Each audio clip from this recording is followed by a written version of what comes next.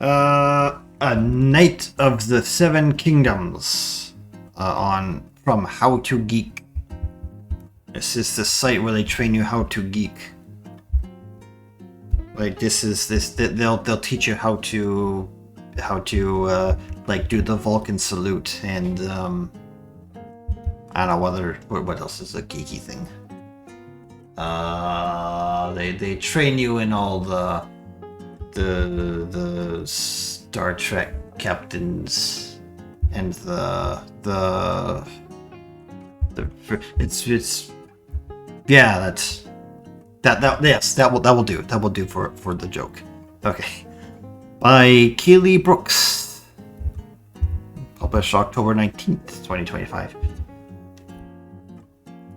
In just a few short months, George R. R. Martin fans will find themselves back in Westeros with HBO's new, highly anticipated series, A Knight of the Seven Kingdoms. The upcoming show marks the third installment set in the author's beloved...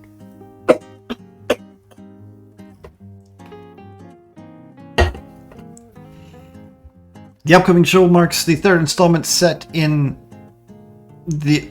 Installment set? In the author... Installment set... Punctuation, people.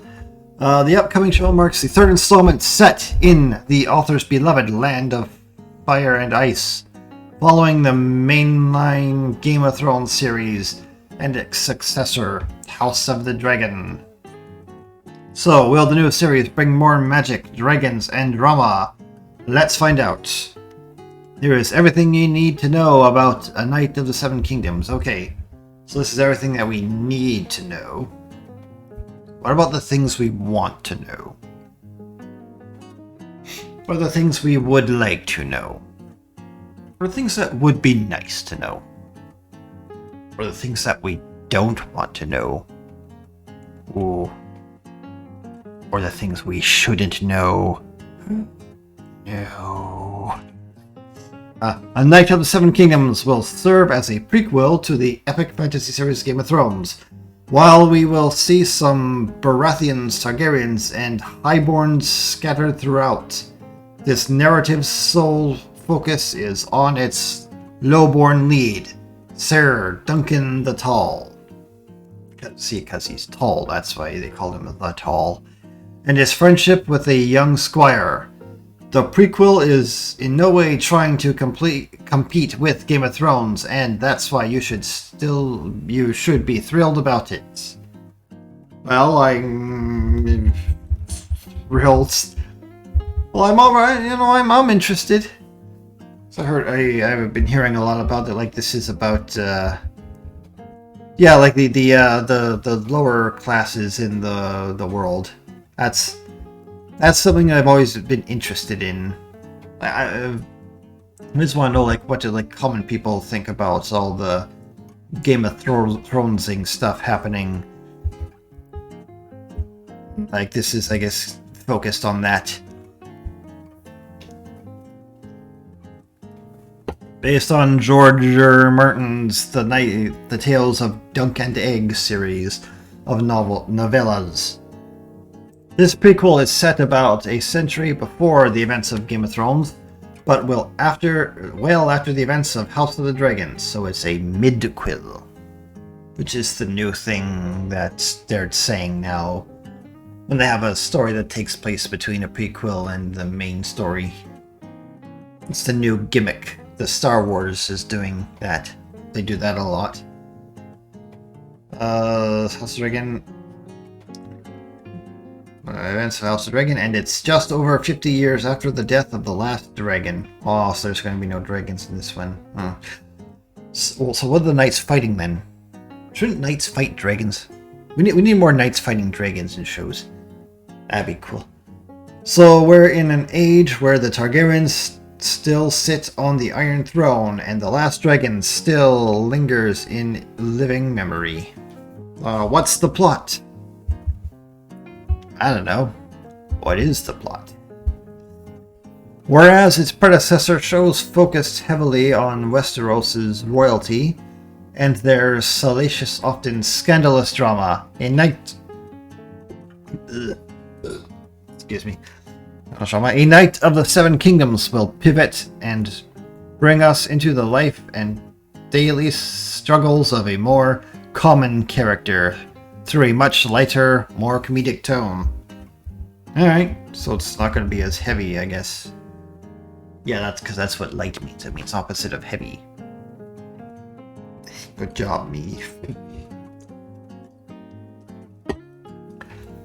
Our story centers on a low-born hedge knight, a freelance knight, if you will, named Sir Duncan the Tall, the titular Dunk, played by Peter Claffey of Bad Sisters, and never heard of it. When we meet him, his master, Sir Arlan of Pennytree, the regime's Danny Webb, again, I don't know, I never heard of it, has just died. Needing money, Dunk sets out to complete in the jousting tournaments as Ashford Meadow. Thought his name was Dunk. Who's Ashford Meadow? Oh, at Ashford Meadows. Let's learn to read, me. Which sets certain events into motion with effects that will ripple out far and wide. It's at the tournament that Dunk meets the diminutive egg, Dexter Sol Ansel of the Hunger Games. The Hunger Games, The Ballad of the Songbirds and Snakes. Never heard of it. No one's heard of it, apparently. A bald little boy with an enormous secret who is determined to be Dunk's squire. The secret is he was his father the whole time.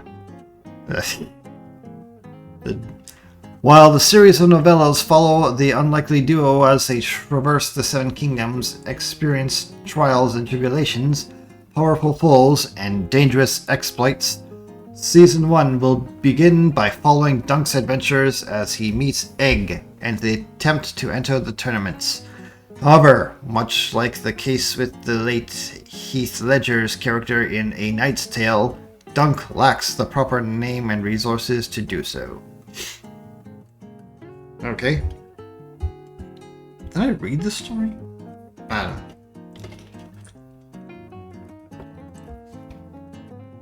It sounds like they're just telling me what's going to happen in the episode, not this.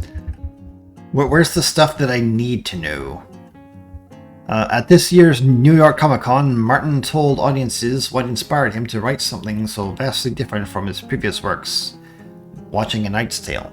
Just said, one of the things that one of the critics said was, "Here is another fantasy, and we get to hear more about kings and lords and kings.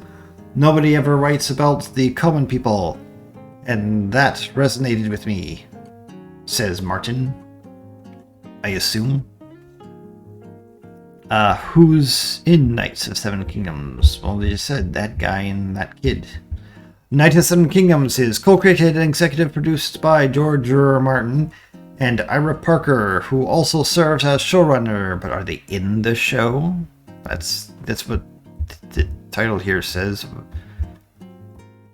As for who is starring, in addition to Claffey and Sol Ansel, it's a beefy list. It's tacklesome Targaryens and Baratheons. Finn Bennett, True Detective, stars as Prince Aerion, Bright Flame Targaryen. The Crown's Bertie Carvel as Crown Prince Baelor Breakspear Targaryen. Sam Spruill Fargo as Prince Mikir Targaryen. Outlanders, Henry Ashton as Daeron Targaryen, and Daniel Lings of the Gentleman as Sir Lionel Baratheon. Alright. Well, good. We needed to know that.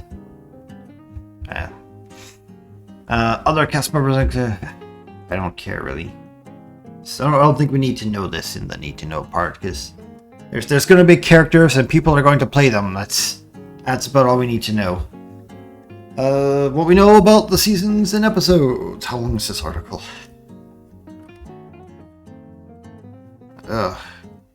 Should have picked a shorter one. Yeah. Running out of water already. Season 1 of A Knights of Seven Kingdoms will consist of 6 episodes. It's a short season, I know, but the real bummer is that the episodes are only 30 minutes long. Really? Wait, 6 episodes, 30... So what, 3 hours? So, like, it's just a movie. So why is this a show? Why not just a movie? I know, but the real bummer is they're only 30 minutes long. There's a good reason for that, though, according to the show creator, Ira Parker, it's because the prequel is based on a series of novellas. So? Why does that mean it has to be 30 minutes? What, to try to extend it? Like, extend the series running time, or... Because, like, again, you could just make that a movie. Like, why... Like, if you don't have enough material for, like, a whole season, don't make it a season of only, like, a 3-hour season. I don't... When I heard that it was going to be 6 episodes, and they wanted to do shorter half-hour episodes, I was like, great. That means we can do 1 novella a season. Well, oh, well, why? Well, I would like to know why it had to be a series. That means we can start the way that we're supposed to start and just follow Dunk in his journey into this world. We can be ground up, we can be slow, we can be intimate, and just give people a little enjoyment, a little treat inside this world. Well, I assume, like, all these episodes are, like, connected together like one full story. Like, it's only 30 minutes long of each part of a story. Like a serial. Because, like, it's going to be a whole novel. Like, you don't go to, like... There's... like, one novella is, like, a full story, so... Again, I don't see a reason why this had to be a series. Unless they're just looking to, I don't know, squeeze as much money out of it as they can. Like, I assume they're getting paid by the episode, like, however many millions of dollars per episode. Whereas, I guess a movie may not make as much, I guess?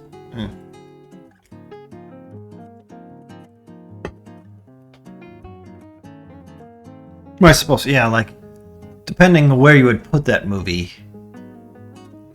Because, if it goes to theaters, it would probably make more money than if it was on Netflix, or HBO, or whatever.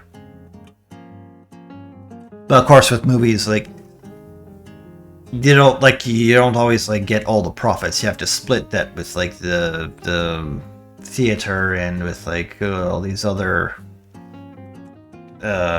groups and stuff that want to take a piece of it, so I guess, like, doing a series is probably more cost effective for them. They can, like, squeeze out every penny. Right? If you're paying attention, you've just realized how many seasons we're likely to see, but only if viewership numbers are there for season 1. For those who don't know, there are 3 novellas in George R. R. Martin's Dunk and Egg series: The Hedge Knight, The Sworn Sword, and The Mystery Knight. Ooh, how mysterious. Okay. So they only have, like, 3 seasons. Which... Cause I hear that, like, this, like, the novella series isn't even finished either. Like, Gold Martin doesn't really like to finish his series.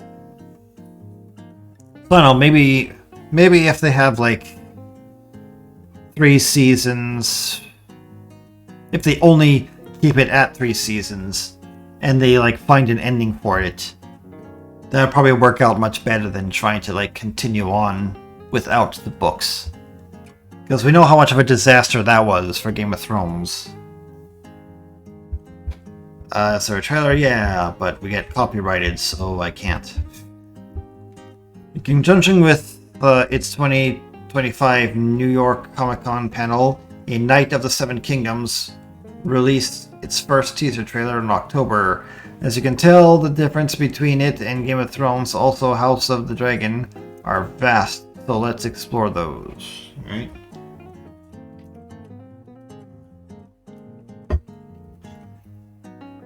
How A Knight of the Seven Kingdoms will differ from Game of Thrones. While there are many differences, the two major ones between the fantasy series and are pretty obvious. There will be hold your breath, no magic or dragons. I repeat, no magic or dragons. Why? It's a fantasy series. Put some magic in there. Like, you don't need a whole ton of magic, just like a bit to like keep the whimsy of it. Which I guess they don't want a whimsy. Well, maybe whimsy is the wrong word, but you know, like just this slight little small shade of whimsy. Like give this universe some personality. I know that's another bummer, but you have to remember. This is a time in Westeros where no one is thinking about magic. So it's best to go ahead and get that expectation out of your system. Then what's the point of being a fantasy movie then? Or a fantasy story? Because like in fantasy, that's... You have like the magic and the monsters and stuff. But if it's not... If you don't have that, then it's not really a fantasy. It's well, it's like just historical, only done in a different universe. So what is making this world more exciting? Like, it has to be more interesting than our own if it wants to be like a fantasy. There. Parker recently told Entertainment Weekly that the series is gritty medieval story that could basically be a 14th century Britain. Yeah, I just said that. Well, don't do that. Don't do like get creative. Like put some magic in there. A little bit is all you need. This is hard nosed, grind it out. I thought it was supposed to be lighter than the Game of Thrones. Like I said earlier in this article that this is going to be lighter and funner, but now it's hard and gritty, hard-nosed, gritted out, gritty medieval knights, pulled with a really light, hopeful touch. Oh. It's a wonderful place to be. Not really. Back in those days, it was not really a wonderful time. Kind of like, well, it was probably wonderful if you were like a lord or whatever, but like for peasants it was yeah, you don't want to be a medieval peasant. We are ground up in the series. We are starting right at the bottom. We're not with the lords and ladies, the kings and queens. Okay. Oh yeah, I'm interested in that. Other differences viewers will notice start with the opening title sequence. There isn't one. Well then, how are we going to know what show we're watching? Instead, there's just a simple title card with medieval typography in between the beginning action of each episode. Oh, okay. That's how we'll know. Like once the show starts and like all the characters from that show are... You see all the characters from that show, but you get confused because you didn't see a title, so you're wondering why are the characters of this show that I like watching is there, but then the title comes up and it's like, oh, because I'm watching this show that I like watching. So good. The fact that there's no sprawling visuals with orchestral accompaniment seems to reflect the type of person Dunk is. Plain, simple, and right to the point.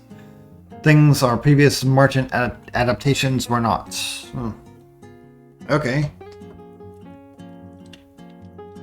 So I guess that's it. That's all we needed to know. Oh god, there's more. I want just that. Okay. Last paragraph. Alright, we can get through this. Okay. The Knight of the Seven Kingdoms also won't have the massive scale that its predecessors did and do. Where Game of Thrones and House of the Dragon have been sweeping fantasy epics loaded with palace intrigue, this prequel is all about the heart with one focus. It's more of a snack-sized, character-driven story set in the same world as GOT. Martin called this series as faithful an adaptation as a reasonable man could hope for. You know what? I think we need more of that. Whenever I'm trying to adapt some story, it should be like as faithful an adaptation as a reasonable man could hope for. That's what the Rings of Power should have been. But it wasn't. And it was terrible. And there's more seasons of that coming too. Because Amazon is stupid. Then further elaborated on his personal blog that there are no dragons this time around, no huge battles, no White Walkers. This is a character piece, and his focus is on duty and honor, on chivalry and all it means. Alright.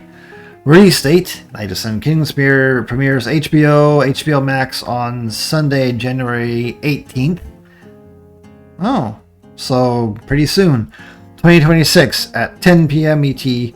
New episodes will debut weekly Sunday through February 22.